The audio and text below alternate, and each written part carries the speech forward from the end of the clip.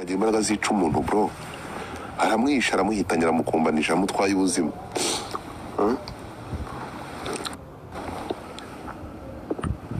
Tubyita urukundo.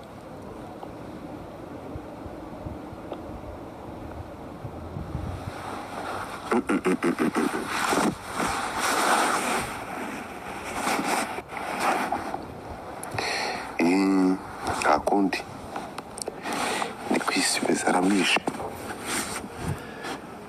Ibi bintu nta dushobora kubisangaho umuntu akunda undi akamwica. Which kind of love? Abantu mukunda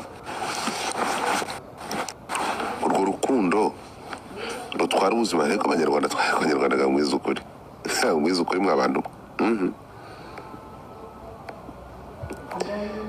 Ni ubwoko butangaje pe, ukunda umuntu ukamwica ukamutwara ubuzima. To fuck. Ntabwo mba ndi gukurira iyo fenomene ngo nyumve.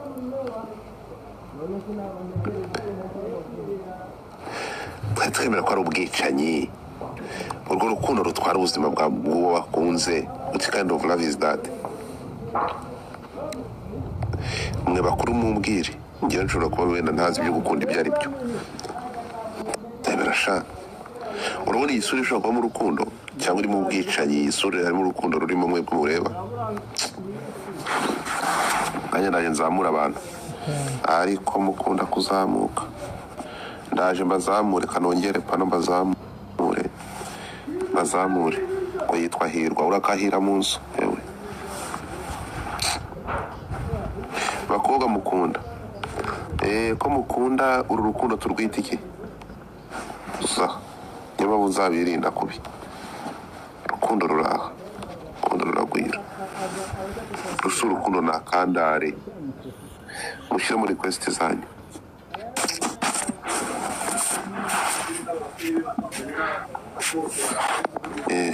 Urusa urukundo ni rwo Gisa yaririmbye. Ariko ahangaha mbise nemera ko rwa rukundo wa mwana yakunze wamujura rushoboka. Niko Kelia. Karamem. Nyuma y'uko ubonye ibyo iyi nyamaswa n'ubuzima bw'umwana yatwaye, wabyakiriye ute? Nakumira. Agahuma munwa pe. Mukomeze mukunde.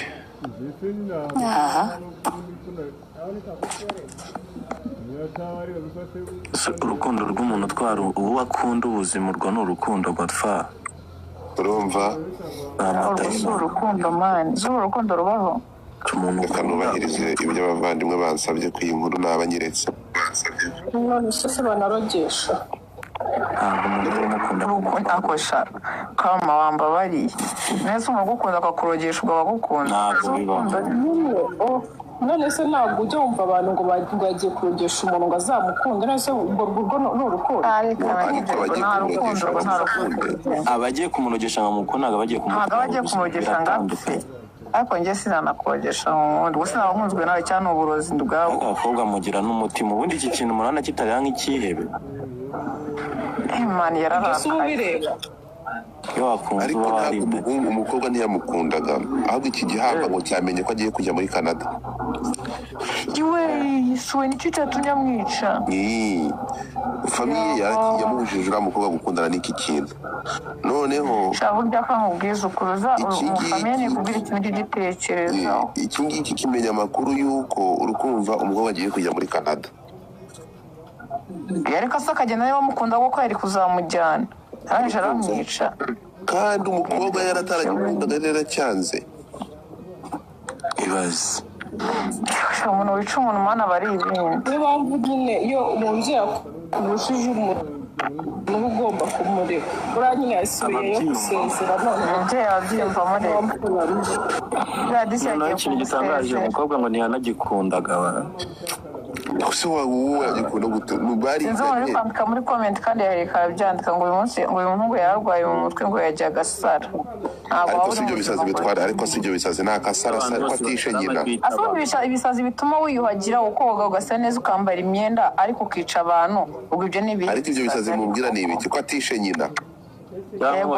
Atishe nyina cyangwa abavandimwe be? Ko atishe nyina.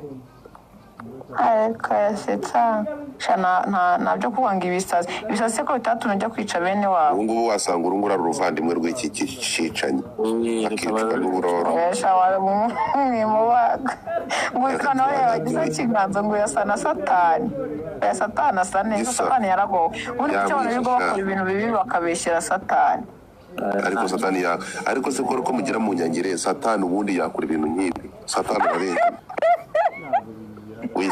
wiseka na Anita Nikita wiseka birababaje mane ndebera umwana birababaje byata ariko uyu mujama nta nubwo ashoye umujama yanakwica byanya byo n'ukuntu areba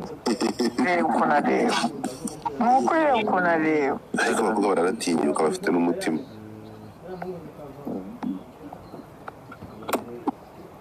iyo ukunda umuntu usara ikintu ureba ntabwo umukobwa akundaga iyi navuze ngo urukundo n'irindagira ry'ibitekerezo ntangiye kumwumva. Ntabwo uyu mukobwa yamukundaga erega hari n'igihe ushobora kuvuga ati yamusuragamo iki abantu bararakaye none se umuntu abantu bose bagusura uzabica ngo yamusuragamo iki ni ukuri ariko nanjye ntabwo iki kintu nagisura akatsindwa n'Imana asuwe wenda uyu mukobwa nta kintu umunengaho Imana imuri urukora idashira yagize ubumuntu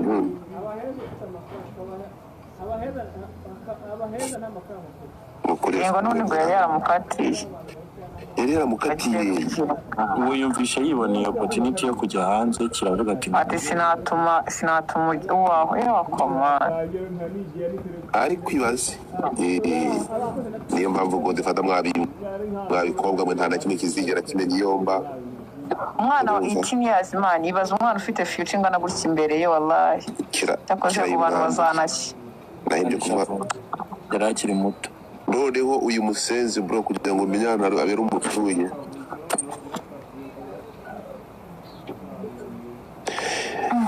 mbere y'uko agira yahise yandikira iwabo w'umukobwa arababwira ati mwamunyimye ari muzima muze mufate umurambo ubwo se urumva yari umusenzi ibaze ari ku rwego rw'ubugome umuntu aba afite kugira ngo wice umukobwa n'imbaraga zo kwandika urupapuro nta no kwicuza afite arababwira ati muze mufate iyo yatanze aderesi hano amaze kumwicira bro ngo muze mufate ngo mwamunyimye ari muzima ngo cya kindi cyandika ngo ni umusazi ngaho ibyo kirari umusazi se yakora ibyo afite ubwo bwenge se ni umugome watanze buriya ikiremwa muntu ari umuntu wambwiye ngo inyamaswa nabayo ni iyihe inyamaswa irenze umuntu ni iyihe se inyamaswa ukuntu tugira urukundo inyamaswa si igira ubugome nk'ubw'abantu ni inyamaswa bo barazibeshyera inyamaswa arababona iyi ngiyi ndiyo hano abantu babaye babi hari ibintu ureba ukabura ukuntu bisobanura ndetse ubu niba umuntu mwakundana na yakwica ubu ngubu noneho ninde wo kwizera nyese Godfrey wumva ngo kumva nko mu makuru ngo mu karere ngo umugabo yishe umwana na mama we narabyumvise ubundi ngo umugabo yishe umwana ngo niba bahita muri Karongi barabonye ngo bakubita amafuni mu mutwe arabica neza na shayitani arajimu ntabyo vanarajimu hano none se uyu nguyu we uyu nguyu yamuteye ibyuma ubundi warukuye ushandiye ukubona ngende no kumurangagira ubwoba ni mumurebe mubone isomo namwe reka muragira yamuhitanye bro ndakubwiza ukuri iki si niyo mpamvu mwirinda abantu mudufata ngaho bijya bituma ntabakumbura nakeza k'abantu abantu muri kunyandikira mumbabarire ntabwo nongera gukoresha ifoto y'uriya mwana w'umukobwa sinyishyiraho n'igihangane Samantha simushyiramo ababyeyi be bihangane pe yari imfubyi sha yari imfubyi umwana ntabwo agiraga mama we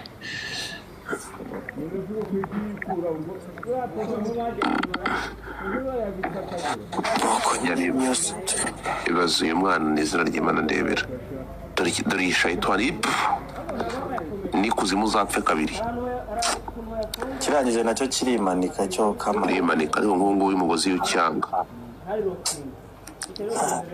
ibintu nk'ibi ngibi kugira ngo urupfu niruba rubikunda kubi yaragiye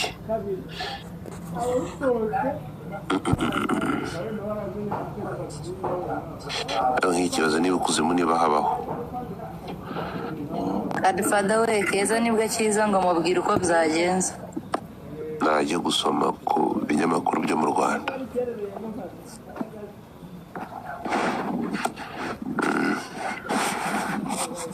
Inyamaswa zo ziriho z'abantu. Dore umukobwa ikibazo ari kwibaza ngo amasura y'abicanyi ngo basa adasase bose niba bakoze bimwe. Bana bato b'abakobwa nimwirinde, reka babwire ikintu kimwe mugomba kumenya. Inkuru nanze gutanga details zose ndikwaga kuyireba, ni inkuru ndikwaga kuyivuga yose nk'ukwiri ngo nyirambure kuko ntabwo ntegereje ngo iperereza rirangire, urumva. Ariko hari amakuru menshi nabonye, bajya no kuri X yawe nabonye babishyizeho bakareba. Kuri X nanditsemo summary, ntabwo nabyanditse byose.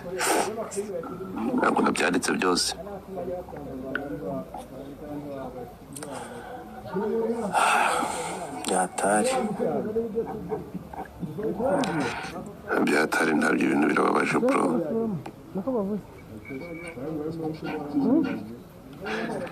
Iyi si abantu bararaka, ariko ibintu ndamutse mvuze mwantera amabuye,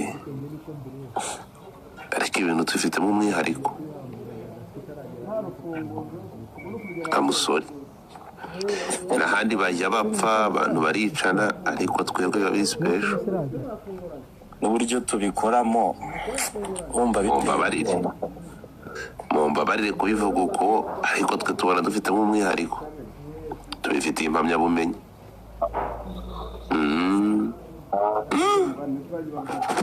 Jesus, ngiye nk'ukuntu byagenze.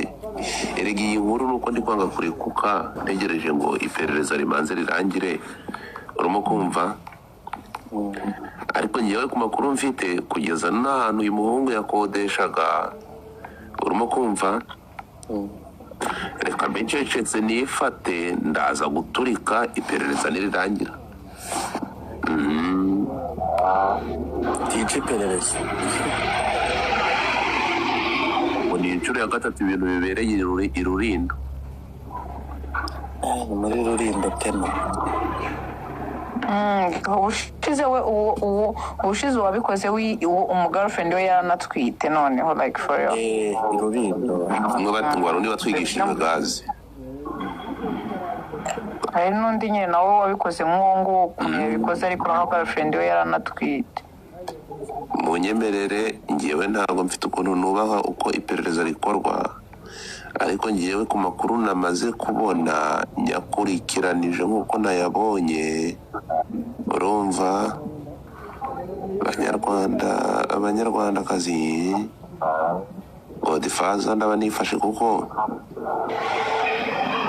hari ukuntu hajemo landlord wagiye kubika niki reka mbe ndetse reka nashimwe.